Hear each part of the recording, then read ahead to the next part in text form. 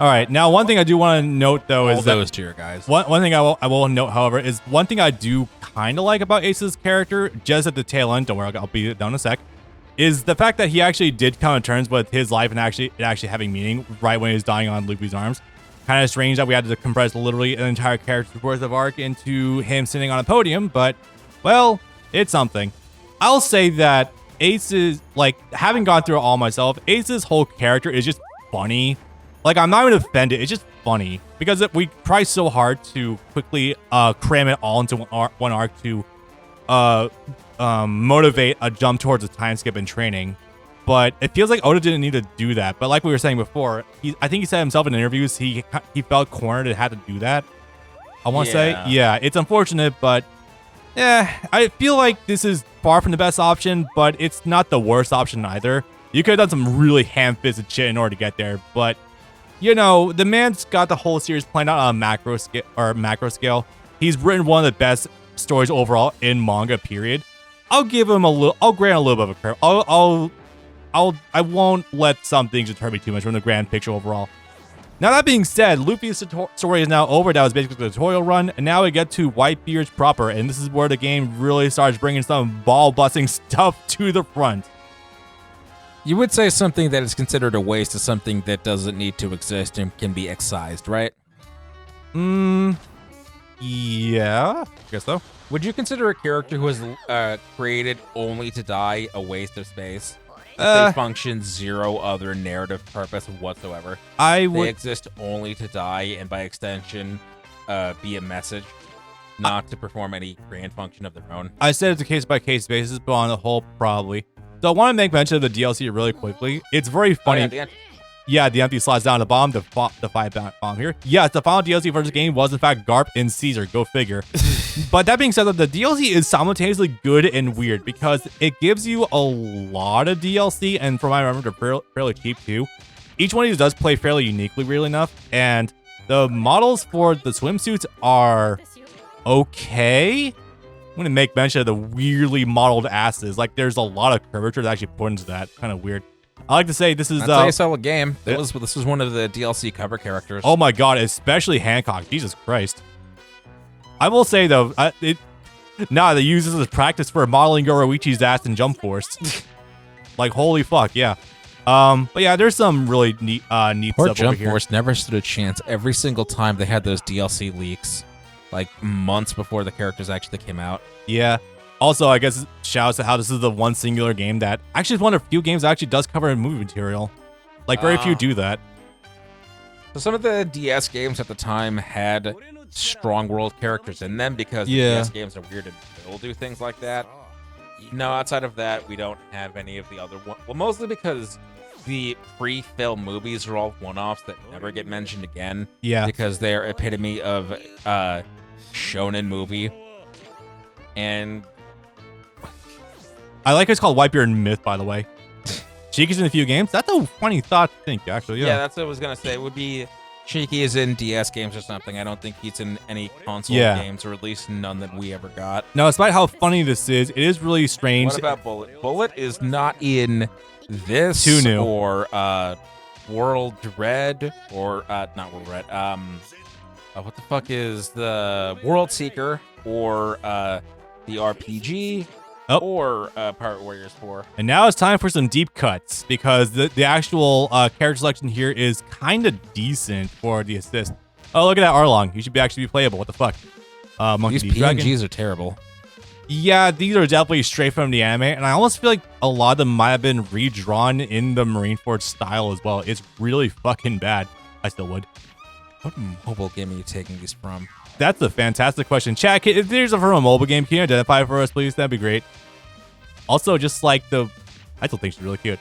Just like it's cute. Weird amount of like side characters we get, but that's really cool. Oh, hey, Bonnie. Hey, Bonnie. Oh, hey, look, her with a normal looking figure for a One Piece character, or actually, no, incredibly downplayed. Actually, yeah, you're right. For One Piece. Those tits are only like a E or an F cup. Those are actually kind of small for not modern one, like Dressrosa One Piece standards. Hi, Rayleigh, who should really be playable because if we can make If we can make Shanks playable. There they are. There's Inazuma that I was talking about earlier. Yeah. Yeah, this is a character that should be an actual assist character inside of Ivankov, because literally they live in Ivankov's hair.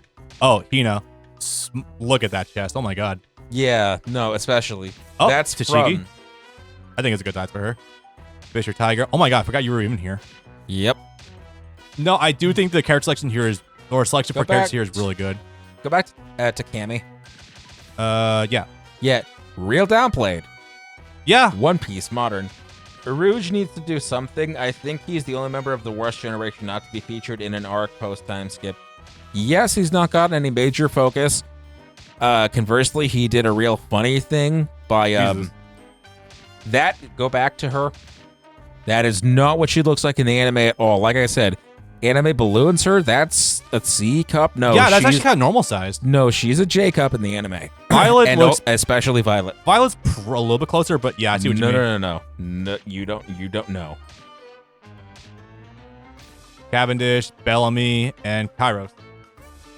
Yeah, so the character selection here is halfway decent if I'm being real. Oh yeah, did. Also putting shine in the boobs also, good lord. Also, hi Kaya. How far we've come. She is definitely going to be like a J-Cup at this point in time. Yeah, no, not nearly as bad. Yeah, no kidding. All right, so the support characters are really cool for selection in this game. Now, before we get into Whitebeard's story, I need to run into the little boy's room really fast, actually. 1 second, go back to her. What was her name again? Viking girl? Not Rebecca. Rebecca. Oh, it was Rebecca. I'm a little bit easy with the names right now. Holy shit. Also, hello, Nojiko. You can tell how Nojiko. much I'm forgetting. That's fair. One Piece is a very big story. I'm very glad I got back into watching some of the episodes recently to remind myself of a lot of stuff. Yeah. Oh, good lord. That's huge. What the fuck? Yeah. They're actually bigger than her head. What the fuck? If you don't know, he showed me a picture of Rebecca from Dressrosa proper, and good lord, the tits are actually bigger than her head per boob. I do like Monet though. She's really nice. This is one of the meme images that was going around for a while. Jesus Christ. You know what? Just because I have the money for her. And because I want to see them make playable, but... Kuro gets disrespected because he isn't here. Yeah, you guys in the chat the other... in Discord chat, join the Discord, link in the description. We're talking the other day about how Kuro was... you can go ahead and go to the bathroom. Okay. About how Kuro is a real rube, and how he's actually a real fucking idiot and his plans are dumb. I mean, I guess... I still like him. I like him a lot. I thought his inaccurate shave and his dumb plans were fun at least, and I like him conceptually. I like Kent Williams. This is one of those funny cases where I actually like the 4Kids actor a little more. I just appreciate how simple things used to be in One Piece, where an arc could be 8 to 10 episodes or less, and just be the man with dumb plan decides I'm going to take over town or over ship or what have you, and it would just be a fight or 2 or 3 in a single location, and then it's done, and then it's over, and then just you have fun, and it's real nice and concise, and we will never get that ever again. Oh yeah, Captain Kuro of 1,000 plans, and all of them are stupid. I'm gonna spend 3 years making everyone on this island love me, especially the rich little girl that I'm working for. And then I'm going to have all of my pirates go and kill them all, and then I'll be the only survivor, and I'll inherit the whole town. It's like, you could make that plan work. There are less dumb ways to do that. Whew, I've returned. Okay, so. Episode Whitebeard? Whitebeard it is. Oh, do you want to help us start with here? Or where does this start? No, it does start there. Oh, you want to kick us off? Sure. Sure. Okay, so Whitebeard's story is definitely where the training wheels come off, and they come off in a big goddamn way. One of the big problems that this game has overall, and I'm not going to say this is a problem I have, it's a problem the game has in general. So, remember the whole RPG mechanics I mentioned at the top of this? Okay, so, I really can't look at his top hat without thinking he has a giant dick right now. It's so cursed in my brain. Yep. So, one of the core issues of this game overall is the fact that the RPG mechanics, that might sound fairly innocuous. It's like, oh, you can level your stats, I guess, whatever. First of all, you can't see your actual stats. You can only see the level you have in a suit and extrapolate how strong you are from that. Now, the issue comes in the fact that the game expects you to, and I quote, grind. Grinding for levels in a fighting game story mode. Yeah, we've come a long way from BT2. Oh,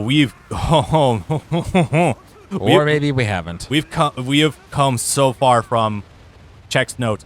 2016. Okay, that's what the fuck. Check's notes further, 2007. Yeah. 2006.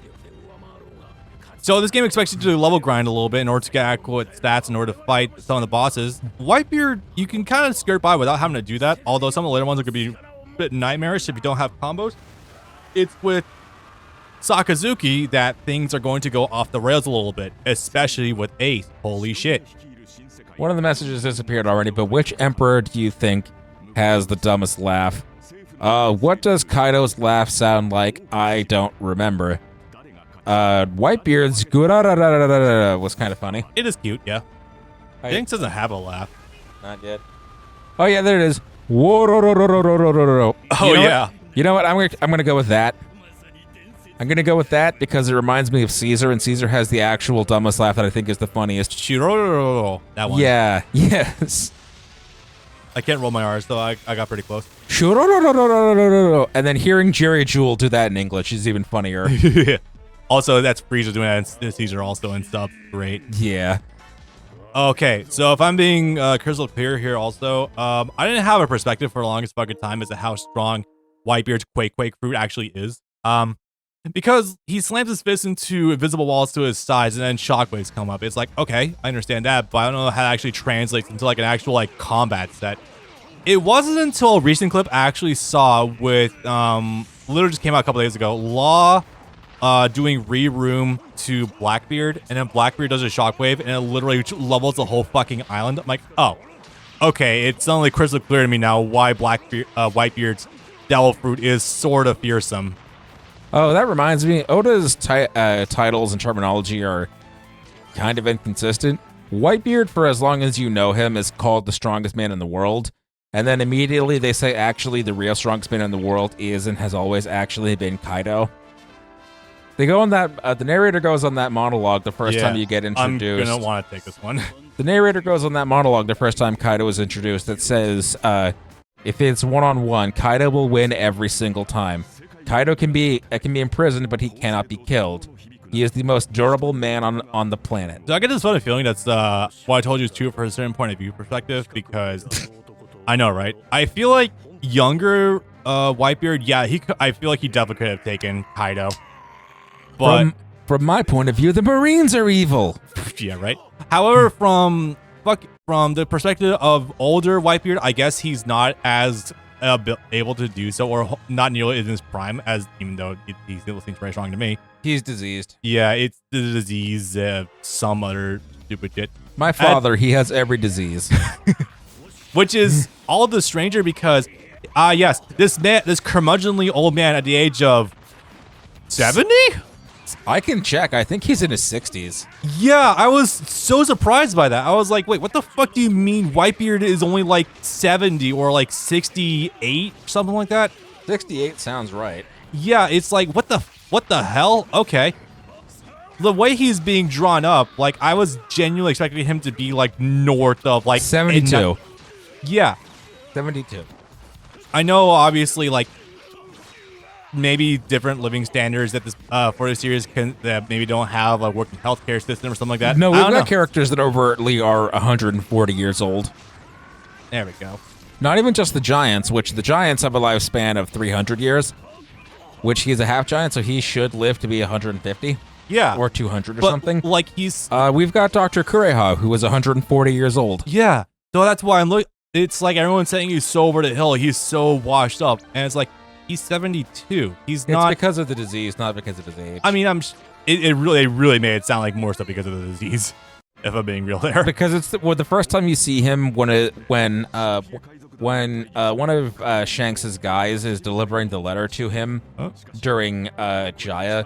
You see him for the first time on his ship, and he's strapped up to 1 million IVs and catheters and whatever. Hey, quick aside. The text on the screen was just Shichi Bukai. Is Oh, that God. Warlords? That is Warlord. That is specifically Why? 7 Warlord of the Sea. I swear to God, it's been actual warlords this entire time, and I don't remember them actually using Shichibukai for the term here. That could just be them fucking up. It might once. be inconsistent, yeah. That might be a case of them fucking up once. An example of that I love is in the original version of JoJo's Bizarre Adventure All-Star Battle. There is one cutscene in the story mode of that game where you'll see Josuke refer to his stand as Crazy Diamond, not Shining Diamond. Huh? It happened once. No one ever notices it, and everything else it's called Shining Diamond, which is the censored name. Yeah. But it slipped through once as Crazy Diamond. Huh. So sometimes people just make a singular... Meanwhile, on Netflix, you can say whatever you fucking want. Netflix? The JoJo Part 6. Oh. Was straight up saying, like, Stone Ocean. The name is supposed to be Stone Free. Stone Free is a Hendrix song. Well, I remember there was the one you're thinking of is when I think they should have gone with the censored name. The censored name was a lot funnier when they changed Limp Biscuit to Limp Viscuit. Yeah. I think the censored name is way fucking funnier. The proper censored name is Flaccid Pancake. They should have stuck with it. Parts 1 and 2, they were a lot more liberal with. We're just going to change how it's spelled, and that's it. Yeah. The cars to cars, wham to wamu. ACDC, literally, like, phonetically spelling it out as ACDC. Yeah. And it not even changing logins and Machina. Yeah, true. All right, so I'm going to also level with you guys right now. For Jozu, there's one combo you're going to need. Light. Wait, you have to do it again? Into R1 triangle 3 times. And I say that, why am I giving you such a specific thing? Is because Jozu has inadvertently some of the hardest missions in the whole fucking game, and he's a defensive character stalwart. So, does he fight anyone besides Mihawk? Mihawk. I think he fights some other characters too. I don't remember who Kuzan. I think he fights Kuzan. Looks like one of them might be Kuzan at this rate. Actually, this is easy. Even though he is a Logia user, I actually don't think. I'm pretty sure Akainu is a bit of a weaker character, funny enough. I mean, being made of diamond, aren't you a Logia? Because you're a naturally occurring element? Yeah, something? I think I can use R1 to slip out of moves. I'm just not too sure about that offhand. Oh my god, he throws the tiniest baby punches. Yeah, Jozu's animations are not fantastic. Oh, by the by, if you overuse your R1 gauge, you actually cannot guard. Temporarily. I'm not kidding. Jozu is a paramecia. He's diamond, though. Diamond is... Oh, whatever. You know what? He's a special paramecia. Do we remember? I do remember. Can't remember his name. Katakuri. Yes. Yep, I remember. They translate names sometimes and only sometimes for One Piece. I really wanted them to translate the name Katakuri's name because everyone hates the translated name that Viz used for a bit and then stopped. What will that be? Dogtooth. I'm sorry, what? That's the actual translation. They actually translated that for a bit. They did for a bit and then they stopped because because Viz can apparently be very, very easily be bullied by Twitter. Yeah. Oh no, you don't know the specific instance. In Super manga, there was a bit in the most recent arc where there was a flashback of Bardock. Bardock has always been translated in I know about manga as either Bardock or Burdock because Burdock is a root vegetable. It's a real thing. Mm-hmm. That's what it's always been translated as in the manga. People got real fucking pissy on Twitter about this, so they decided, okay, from here on, we're gonna translate it directly as Bardock, as you called it in the Funimation anime. No. I actually do know about this. I came across it recently on the Funimation on the DBZ wiki. So this is extremely funny. And you're probably right. Well, no, they should keep going what they've been doing because you need to read Viz's version of the Dragon Ball manga at some point because it is a completely different animal. There are names you will have never heard of before and different iterations of names. Have you ever heard of Jinbu? He's called Jinbu. I never heard of Jim Bob, no. Yeah, no, it's all over the place with things of that nature. Because a Jin is another version of an evil spirit. Yeah. That's like what you would call it in Buddhism or Hinduism or something, as opposed to Ma-Jin, which the prefix Ma just means demon. That's how you get Ma Jr., as in Piccolo Jr. Okay, Kaino, let's see you get from this one. Immediately does so. We're gonna talk about this more later, but I fucking despise Akaino's ridiculous plot armor he has in this arc. It's so insane. Oh yeah, definitely. Like, the man contorts into proportions that should not really even leave anything alive, but he still somehow lives. It's fucking crazy. He gets smushed. He does. He gets his smushed like an accordion. He gets his innards ripped apart by the Quick crew from that one punch you just saw, and then he also has the punch coming down him straight onto his skull. It's like, how fucking durable can you actually be right now? Holy shit. Ugh. Look at those guys to the left of Crocodile. Ugh. Yeah, it's oof. It's vile. Oh yeah. Oh, since we had that frame up just now, I will say that it's a hell of a tag team seeing Luffy with like multiple former warlords. It's actually really funny and really cool. Also because Crocodile, Luffy, Ivankov, something. Crocodile, Luffy's mother. Oh yeah. That would be a funny twist, but I don't think that's where they're going with it. I really hope not. But you know, we can actually sort of lean into this because Netflix might have. Ooh, do tell. Go on, please. The opening scene of One Piece live action is the execution scene, and they cut to various characters in the crowd. There's a character in the crowd that looks sort of like Crocodile. People can't identify what else they would be, but they highlight on this character. This character's a woman.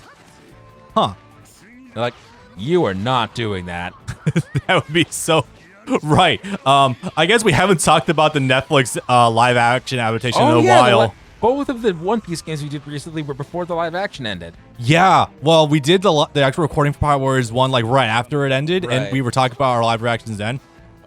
Since then, there's been some really cool developments, like they've already been okayed for season 2, and apparently the writers have already managed to write up until fucking what? At least Enies Lobby, I think? They weren't specific about how far it would actually go, but the head writer said, yeah, I've drawn up scripts for up to 6 seasons, and if allowed, would be able to draw up to 12. Like, even if you're successful, you're not going to get fucking 12 because, I don't know how to tell you this. A lot of time. I don't know how to tell you this, but Inaki Godoy is not going to be 24 for 12 years. No, not really. I mean, we could probably make him look 12 for 12 years with the right makeup department. You're already kind of stretching because Luffy is 17. Yeah, I mean, I don't know. We can get some funny typecasting, like the current Spider-Man looking like he's a perpetual teenager. Holland. Yeah, Tom Holland. Yeah, no, we could make it work. Also, he's my favorite Brazilian boy now. Holy fuck.